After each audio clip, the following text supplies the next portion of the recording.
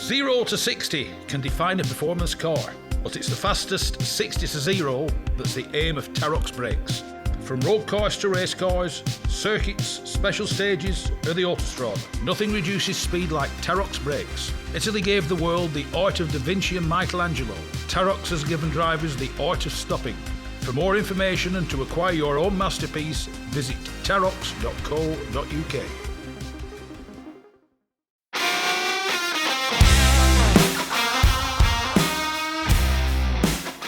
Yes, it's me, Mark Stone, and this is the Backseat Driver Podcast. It's the fastest, it's the friendliest, and it's for all the family. The Gas Shocks 116 Trophy and 120 Coupe Cup are the fastest growing race series in the UK, taking in 6 one-hour races and 8 sprints at all the top circuits. Visit 116trophy.com to find out more and get yourself behind the wheel.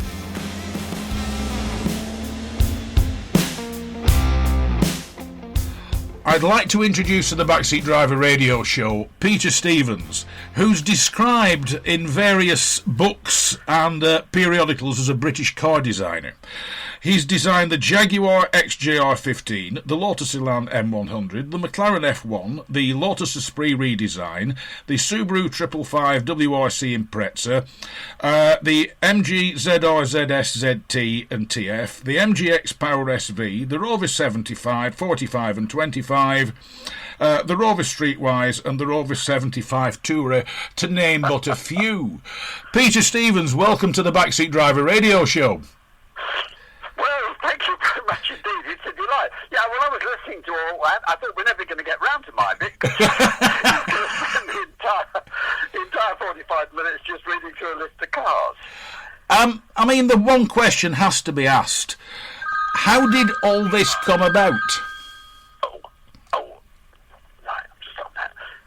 Say again. How did all this come about? How did Peter Stevens become one of the world's greatest car designers?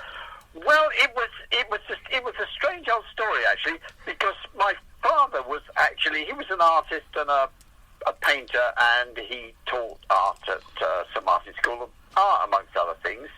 At the same time, my mother, her brother was a fellow called Dennis Jenkinson, who was not only motoring correspondent for years and years at Motorsport, but he rode as passenger with Sterling Moss in the 55 Millimeter, which they won. He was world champion sidecar passenger twice, both for a fellow called Eric Oliver and a Belgian fellow called Raymond Massoui. So I mean, it's easy for me to think now and say, well, those two influences, kind of art and racing, it was pretty obvious I was going to do something, to do with car design.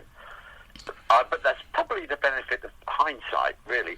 But on the other hand, both of them encouraged me absolutely to ask them any questions about what they did, and not show me how to become a designer or show me how to become a painter, but we'll show you the tools and you make what you will of them. Yeah. Now, I mean, when you look at just a small version of your CV, you were a tutor of vehicle design at the Rollins College of Art, 5 years as chief designer at Lotus, then you went on to Jaguars and McLaren. I mean, one question has to be asked. Where do you start when you design a car? I mean, I conclude, maybe naively, you will have a blank piece of paper and a nice sharp pencil in your hand. Where do you start? This is absolutely true. In fact, I mean, when you stare at a blank sheet of paper, and it's not a little sheet of paper, it's often quite a big sheet of paper, and you're sitting there with your pencil, and if you do that, then you just kind of freeze up, I think, really. I mean, what I've always wanted to do is to understand, if you like, the culture of the client. Because when I say what a designer really does, he puts into three-dimensional object the culture of the company that's asked him to do something for them. So learning about the company, not looking at their old cars, but looking at what they have achieved or try to achieve, gives you a beginning as an introduction into what kind of vehicle it was that they might like. Yeah. I'll give you a little example that I went for a year and a half and tried to design cars for Lamborghini. And in Italy, that wasn't really a very popular thing to do. I did that because Michael Kimberley, who had been MD of Lotus, was invited to go to Lamborghini and sort things out in about 93, 94. And people said to me, well, you're an Italian journalist, you're English, what on earth can you come down here and think you can tell Lamborghini, you know? Yeah. Now, the interesting bit was the kind of people who had been designing for Lamborghini were actually taking a design that they would trail around all the companies, if you like, you know, and... somebody will buy this one day. Yeah, so they certainly were, you know, weren't understanding the company, and that was quite fun because, you know, Lamborghini is an extraordinary thing. I mean, it still is. Either people love them or hate them, you know, and so it wants to be a bit controversial. But also, they had an absolute passion for fast cars and motorsport, you know, and all of the rest of it. So I didn't put a pen to paper there until I really understood much more about the company, you know, and drove them and found they were scary old things as well. So you kind of start by trying to understand what the company is, but then what the project is, because there's a tendency to think, for example, if you went to Ford or Renault, you think, oh, well, I'm just going to be working on the new Fiesta or something, yeah, you know, and just updating that. And that's really no good. I think you have to try and think afresh, you know. And I conclude as well that you will work to an initial brief. I mean, if I came along and said, right, I'm representing, for example, Ferrari, but instead of the usual Ferrari, I want a family car. And I conclude that's when some of the designs are not what you're expecting them to be, because the way things are at the moment, a lot of the manufacturers are now switching into these what I call ersatz 4x4 SUVs, and all of a sudden they try and incorporate a two-seater high-performance supercar into a big bulky four-door SUV. Well, there are times when I have actually said to people, no, I think that's the wrong thing to do. And it's taking a risk, because they might say, well, we'll go and find somebody who thinks it is the right thing to do, you know. Because with some, it can be such a fundamentally wrong thing to do, you know. Yeah. I mean, we hear, you know, that Maserati, well, they now make a kind of 4x4 SUV. The Levante. You know? And then when you look at how many they actually sell, you know, you think it might not be... I mean, you can make lots of profit on SUVs. But sometimes you do have to tell people, I think, that no... But you can only do that if you have an alternative suggestion. Yeah. You know? You can't go to Lamborghini and say, no, you don't want to do that, so I'm going home. You say, but have you thought about this? You know? Yeah. Which is... I mean, I did a concept study for Volvo, like 100 years ago it feels now, and they said, what do you think, you know, we should do with the estate cars? Because the estate car, you know, a Volvo estate is about as sensible a thing as you could buy. Yeah. You know? I seem to remember when some movie somebody said, Volvo, I am boxy but safe. Yeah. You know? And that was the kind of sales. But I mean, what was clear was that there was nothing kind of adventurous or, you know, exciting about Volvos, and I actually suggested what became, I think it's called VX70 or something. So it is a four-wheel driven estate car, and it sits a bit higher off the ground. Yeah. And it looks like your life is more interesting than it's a second-hand car because you're an antique dealer, which is what most Volvo estates. I think that was the problem. The poor old Volvo estate. If you drove one, you were immediately labelled an antiques dealer, weren't you? You were, and there are a couple around here in rural Suffolk who still have their old Volvo estates, and they're fine for that. But it's interesting because if you have the raised up one, and I did that business traditional wheel arches, and they're sort of grey, and they look, like they're meant for the business. Then someone thinks, or they would have thought 2 years ago, he must be off to Switzerland, to go mountain climbing or something. So that was my proposal to them. So that was how I sort of understood the project. And not long ago, I found the first little sketches, photographs of the sketches, and it that's it. I thought, oh, good Lord, I've forgotten that. And so it wasn't on your list. Now, I mean, all car designs start as a prototype. And, I mean, one of the famous cars you're known for designing is the McLaren F1. Now, until McLaren decided to go into road cars, McLaren had never built road cars. How do you sit down with somebody like McLaren, or how do McLaren sit down with you and say, right, we're going to build a car we've never built before? I mean, where on earth do you start with somebody like McLaren? Well, it's particularly interesting that because the team of guys who got together actually all came from road car companies. Yeah. There was one or two from Jaguar, and I think probably three of us from Lotus, and so we understood the road car, and how different it is from a race car. I mean, only just a little historical thing that, of course, McLaren did build a road. Bruce McLaren built a road car, the M6 GT. Yeah.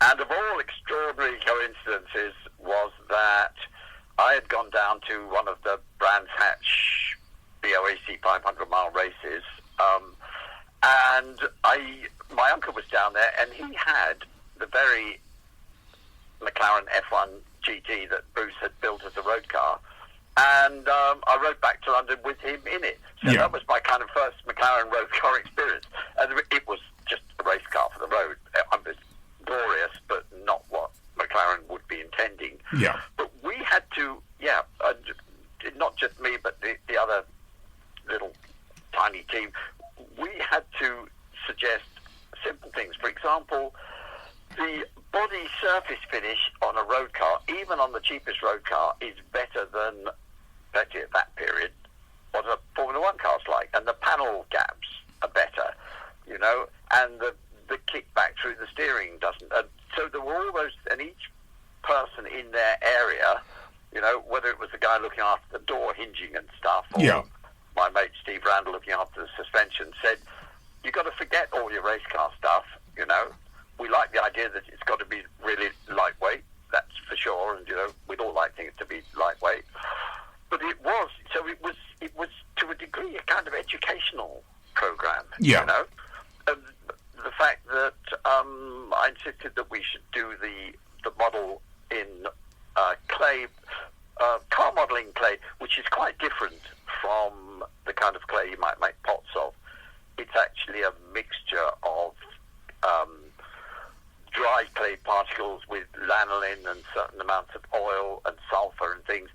And it's the opposite of clay. You put it in the oven and it gets soft instead of baking it. So but we call it clay because that's, what we do, really. And that was quite a mystery, to them. And particularly Ron Dennis, he didn't like the smell of it, which is reasonable. We all thought that smell means work, That smell means creativity and all the rest of it. So I did. I loved it because I like modelling in the clay stuff myself too. So even that was a kind of, voyage of discovery and education. Yeah. And, I mean, the first one had, the driver's position was central, was it not? I mean, who conceived that idea? Well, that was Gordon Murray. And at first, I think that when he discussed that with Ron Dennis, Ron had an idea that it could actually be a single-seater, but a kind of single-seater for the road. Yeah. But everybody said, but the whole point of these is you can show your mates, how great the thing is, and possibly what a good driver you imagine you are. But because, the central seat was a very interesting concept, and that did come from Gordon. And what came out of that is one of the other guys who came from Lotus was a packaging engineer. That's the person who arranges all the bits in inside the car so they don't, bump into each other and the people can sit comfortably. Yeah. And he was involved with laying out the seats where the passengers sat slightly back from the driver. Yeah. Which meant the car didn't need to be so wide.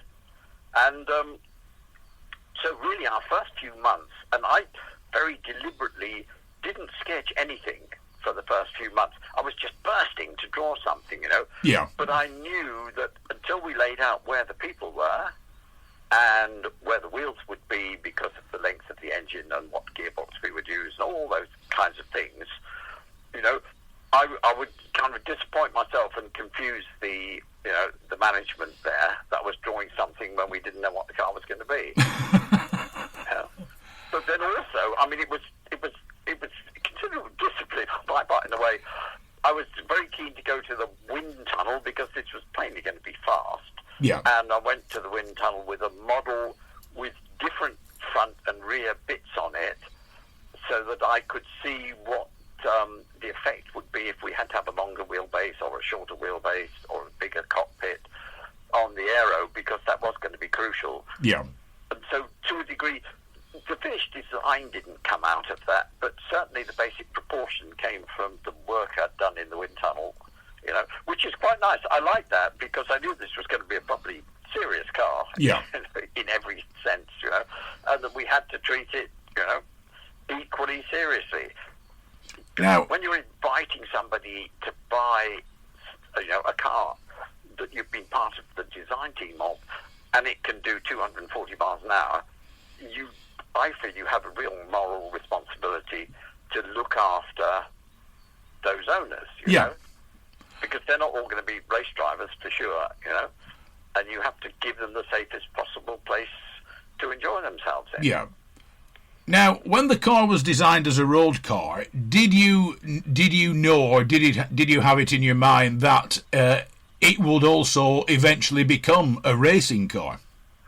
Well, personally, I did actually, because I went on being involved in racing. I'd worked with a good friend of mine, Richard Lloyd, on his Group C Porsches in that glorious period of 956 and 962 Porsches, and a bit with TWR, with the Le Mans Jaguars, and all of this kind of stuff.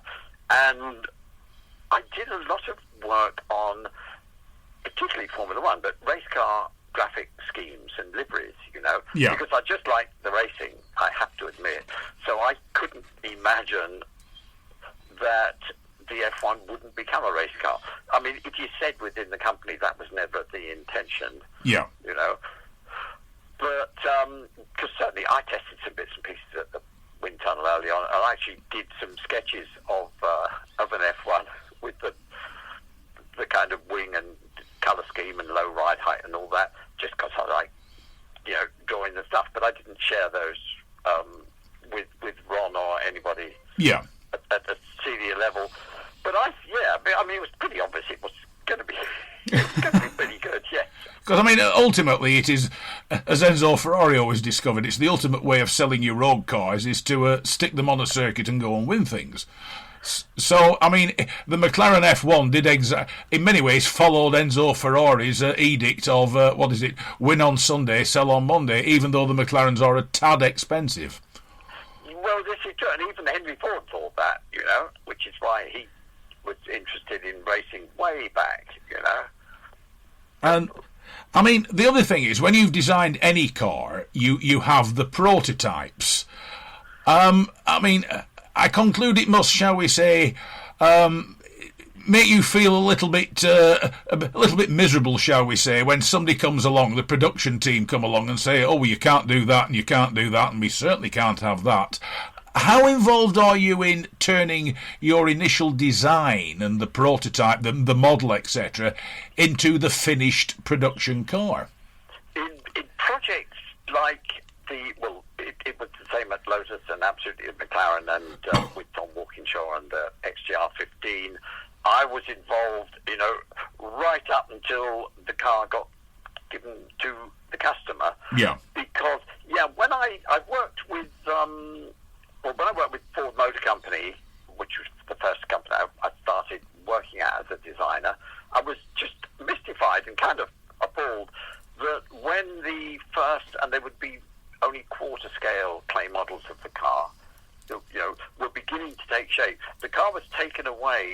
by the engineering and aerodynamic team to the wind tunnel, who then changed it and came back and said, no, it's got to be like this, you know. Yeah. And to my mystification, when I worked with MG Rover at the end of the last century, sounds a long time ago, the same thing happened there. And because when I was at college, I actually did a couple of aero projects together with people at Imperial College. I said, no, I go along and, you know, I work on that, you know. It doesn't get taken away and done, and then you're told that's what it should be. Because if you have an understanding of how the aero work, or even how the wheels go up and down at the front whilst they're steering and all the rest of it, you know, so that your clearances for the wheel arches don't have to be great yawning gaps like on a truck, you know, then I absolutely saw it as my job to be involved in that. Yeah. You know? I remember once somebody saying to me on a project, yes, but if the front wheel is on full lock and on full bump, it'll touch the wheel arch. Yeah. And I said, if you're on full lock and full bump, you're having an accident. And a lot more than the wheel's going to touch the wheel arch. To concluded that discussion quite successfully, actually. So, are you still involved when they say, well, we can't do this, we can't do that, we have to alter this, we have to alter that? Do they? I know you said some of the teams will go and do it. Do you have a say in what they then do to into the alterations they make, or do they show you what they now need it to be, and you go away and redesign that bit for them? Not really, because I mean, I suppose if somebody came to me with that story about the full bump and full lock, I would require them to show me exactly what that meant, you know. And if a piece of the tyre hit the inside of the wheel, like some bit inside there, which, you know, couldn't be moved for technical reasons, then fine, you could. But you don't say, yes, all right, I'll ruin it. You know, you'll say, yeah, all right, and we'll make it at least as good, you know, at least as good a proposal as the first one. Yeah. But the more you work as a team, you know, I mean, when I was at MG Rover, there was a bit of an attitude that the people down the corridor were the enemy, actually. Yeah. And I said, no, the enemy is in Stuttgart and Turin, you know, and Paris. It's not down the corridor. Now, one car you designed, and I interviewed a Lotus man a few weeks ago, is the Lotus Elan M100, which was the front wheel drive version, and everybody knows it had an association with Kia, because at one point in time you could actually buy it as a Kia. I mean, well, it ended up with Kia, which was, I was miles away at the time. Yeah, honest. No, I had nothing to do with it. We started out because the way that worked is that Lotus, as ever, back in the past, you know, was having financial troubles, and so to a degree it was always a bit for sale. And General Motors bought Lotus, you know, which was kind of bizarre when you think. I can't think of a number, but General Motors is like 10,000 times the size and everything else of Lotus, or maybe 100,000. I mean, just a giant, and we were little minnow. But one of the things they said is, well, you will have absolute free access to any powertrain within the entire GM world, and that included Isuzu in Japan, who was not, and in comparative terms, they were quite a small company, but they were really nice people, they were really enthusiastic, and they had a super engine, actually. I mean, we had to look with Toyota, but that didn't suit GM then, because Toyota was the opposition. And so that engine was available. But at the same time, the Lotus ride and handling people were doing a lot of development work for other companies, and they were looking at making front-wheel drive the geometry such that if you floored the throttle on a damp road, it didn't wriggle all over the road. We had a brilliant fellow called John Miles who understood the whole dynamics of front-wheel drive, and it was seen as a good opportunity to demonstrate the company's skills in front-wheel drive by doing the front-wheel drive sports car, which people would have thrown their hands in the air. So when you combine that with this very nice little light, small Isuzu engine, which would fit under the bonnet easily, and it didn't compromise the bonnet, so it looked like a rhinoceros or something. So we, in fact, what was nice is that the people at Isuzu saw themselves also as not exactly minnows, but certainly very small fish in the whole, world of car production. Yeah. From a pot of tea to TT motorbikes. From a classic English breakfast to a full serving of classic cars.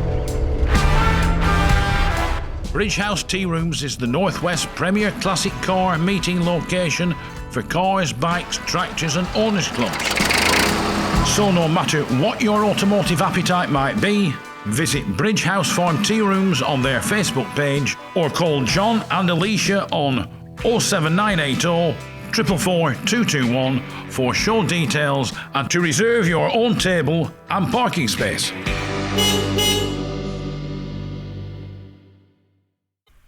So we had a really similar philosophy, and they were happy to change things and, improve the engine in other ways, which was a knockout, actually. And that was that was a funny time for Lotus, because I think there was one particular couple of guys at GM who liked the idea of them taking over Lotus, and then the next generation of them probably thought, what on earth have we got here? That doesn't fit with any of our corporate objectives, which is where it became for sale. And the poor Elan, in a way, was just like victim of that, that business with the company becoming for sale and being bought by other folk, who then decided to stop making the Elan and to sell the whole Elan project, tooling and everything, to Kia. Yeah.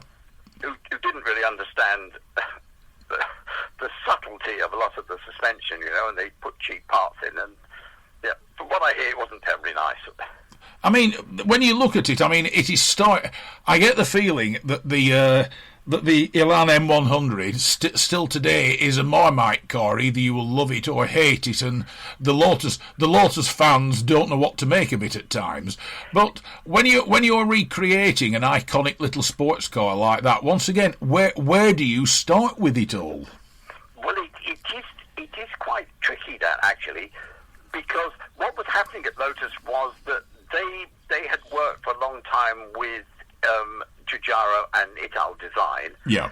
And at that period, Italian design was what was being termed folded cardboard, very sharp-edged kind of cars, one of them being the Lotus Esprit, which Giugiaro had done quite a few years before I got there. And Lotus wanted that I should make... There was then a thing called the Lotus Etna, which was also done by Giugiaro, and it was a kind of big Esprit, still hard edge, like sheets of cardboard, bent around. And I was asked to make the new small car, which became Elan, to look like a little Etna. And they thought, well, the way to achieve that is to send me down to Italy to a company called Checomp and do it at Checomp, who had done the model making on the Etna, you see. Yeah. And of course, it didn't work at all, because when you try and reduce all the dimensions, but you've got a front-wheel drive package, and it was just not a nice thing, actually. And I was really disappointed with it. We made the model, brought it back to Lotus, and everybody said, it's not very exciting. I said, well, no, because actually the Etna isn't. And that's old school, It's old school, that is. Yeah. And part of that came... Funny, this sounds really strange. Part of it came from the materials that people were using to sketch cars. Yeah. And those were some things called magic markers, Oh, yeah. And you got a box of magic markers, and you had cool grey 1, 2, 3, 4, 5, 6, 7, 8, 9. Yeah.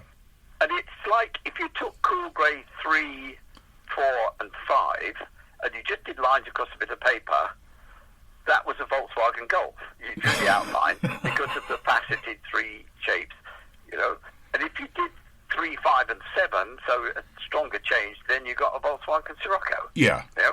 And people were using that, and it produced, you know, the effect of these flat panels. Yeah. So, and I thought, somehow I need to escape from this, you know. I actually started using pastel, with those, and you used to scrape them with a little scalpel and make this kind of dust and then wipe it across the paper, and you could get soft shapes, you know, and then a little bit of carefully applied colour pencils, you know. Yeah. And you got much softer shapes by changing your drawing style completely, you know. And I thought that that was a much more interesting, you know, way of working. Yeah. Actually, and you could get more, you know, more sexy shapes, really, you know, by doing that. So my drawing style influenced, curiously enough, it influenced the way that the Elan looked. You know. And also, I had a super clay modelling guy who went with me eventually to McLaren as well. And we could read each other's minds, you know. It was a strange thing because I would do some of the modelling, but roughly, and then he'd do it properly, as you might say. And he'd come and look over my shoulder, you know, and he'd look at the model over my shoulder where I was looking, and he'd go up and he'd touch it, and he'd say, "It's here, isn't it? The line's just not good here," you know. Which was just amazing, you know. And often we wouldn't even need to say that. He'd go and touch it, you know, and I'd just nod and say, "Yeah." Yeah. And that close relationship, you know, gave us this much more, because the tools we used were really our eyes, and if you like, it sounds a bit pretentious, but the sort of sensitivity. Yeah. You know? And he said, "Oh, you have to imagine you're touching a woman, you know," and he kind of waved his hand like this, and he said, "Oh, you have to use the left hand because the right hand you use for chopping wood, so it's not as sensitive, you know." But it was cool, actually. I thoroughly enjoyed it. He was a fellow called Gordon Shrigley, and he died just a few years ago. Yeah. You know, sadly, but yeah, he did lots of projects, and he came and looked after the modelling of the F1. Now, just out of interest, like you were saying, like the folded cardboard design, shapes are, shall we say, in fashion. If you look at Volkswagen, and of course it echoes and cascades down into Skoda, Seat, and the other brands that they own, they are becoming sharp-edged again. What dictates the fashion of cars? Or if the current style is the sharp edge, why would Peter Stevens suddenly say, right, we've had enough of sharp edges, we're going to go curvaceous? How do you go about convincing the manufacturers that their next car will be visually radically different to the current trend? Well, it's a tricky one, that, because there is no doubt that CAD, or computer-aided design, you know, computer design, has its own limitations, funnily enough. And there are drawing platforms, as they call them, drawing methods, which you do on the CAD, where it decides actually what the shape of the line is. You do 3 points on the screen, it draws a line through them. Now, that line is called the Bezier curve. Yeah.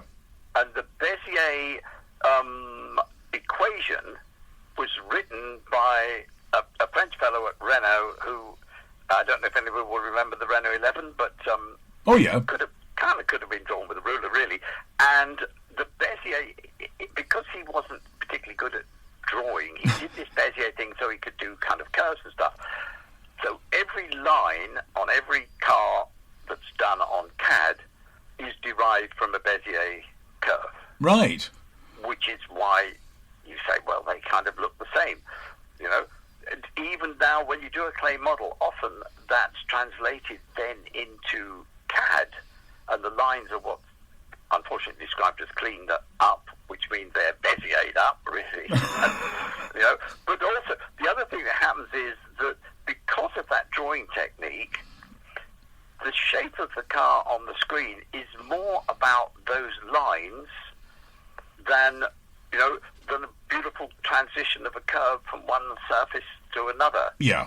What your listeners can't see is that I'm moving my hand about in the air in a kind of soft way, like I'm touching the top of a cloud. Yeah. You know?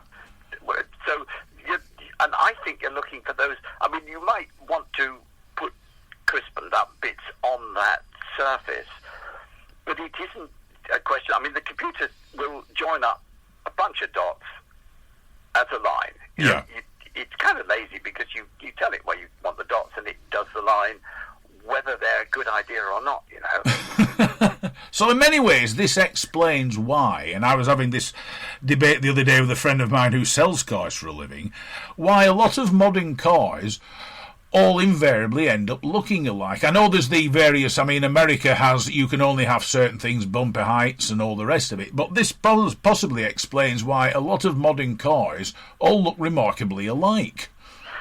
Well, there is, but I think also there is a fear that if you do something very different, I mean, the hundreds of millions that people put into a project, you know, I mean, Mercedes in an S-Class is probably 2 billion euros at least. Yeah. So there's a lot of money at risk, you know, and because of the way it works, when a new car's being discussed, the sales and marketing people will come along and say, well, that car's doing quite well, so we want to aim at that. Yeah. You know? Which I suppose is why such like as the Volkswagen Golf is emulated so many times over. It's an phenomenal selling car, so let's come up with something that looks like it. Yeah, because at least you think, you know, you won't be totally wrong. I Yeah. mean, you know, Kia do some decent-looking things, but, you know, they are very Volkswagen Golf-like in their competence, but also their proportion and balance and all these things, you know. But they're not a big step away. There is a bit of a desperation here and there, and I do see it with quite a few German companies. We've got to escape from this, and so you do things that look like they would eat your dog. Yeah. You know, they're so angry, or they certainly shout at your children. You know? I mean, these angry-looking cars, which, to me, I mean, they're a complete mystery. Yeah. I mean, somebody's just described the new grille, or the new, because of course, because they're electric, they don't really have a radiator, but the new frontal aspect of the big, large BMW looks remarkably like Bugs Bunny. And you look at it and you think, well, yeah, you're actually quite right. It does look like an oversized rabbit. Well, I have to say that is a mystery to me. And I do see it to a degree as a desperation. Oh, let's try and be different, you know. Oh, we've got to try and persuade the customers, you know, that we should have this thing because it's different. Yeah. Not because it's better at all. You know, and that's, I mean, I find that quite troubling, and I like to be quite grumpy about it on my Facebook or Instagram pages.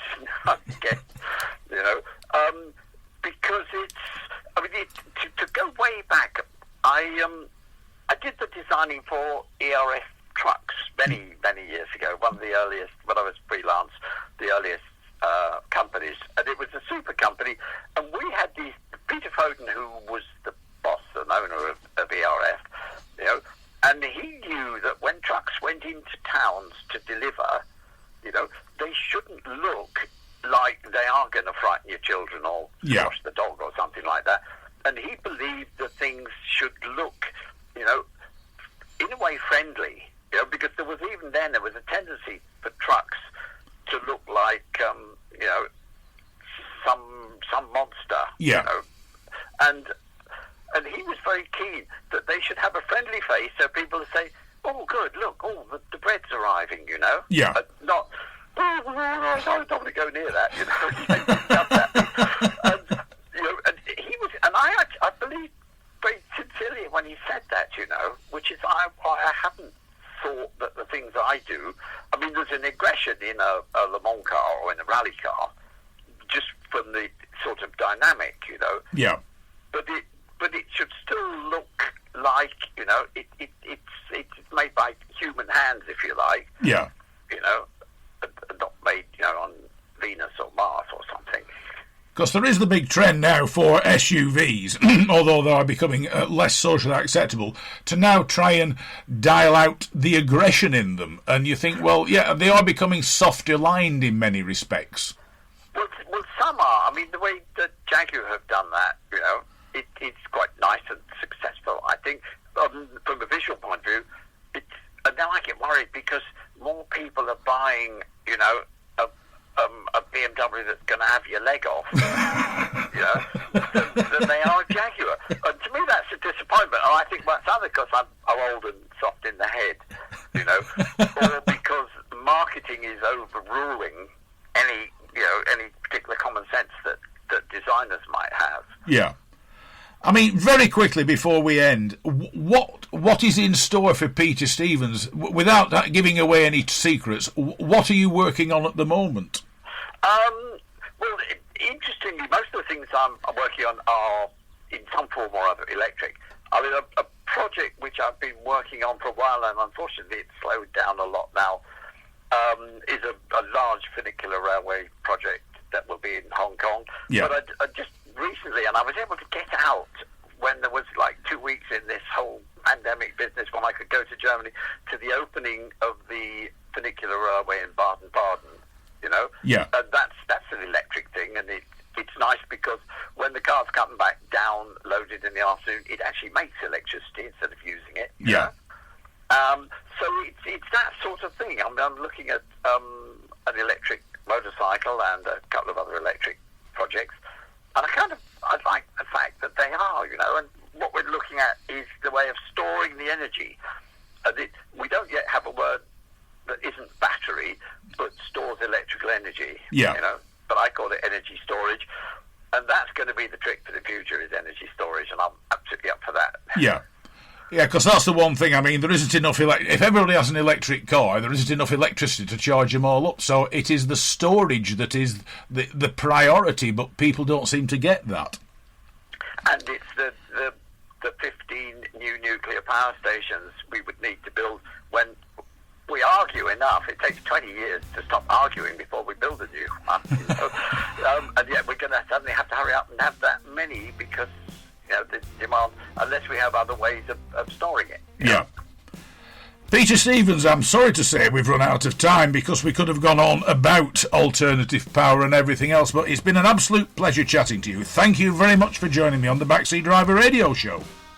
Well, and it's been terrifically good fun. I like a good natter with somebody who's enthusiastic. Right, once again, Peter Stevens, world-leading car designer. Thanks very much indeed for joining me on the Backseat Driver Radio Show. I said goodbye to all listeners.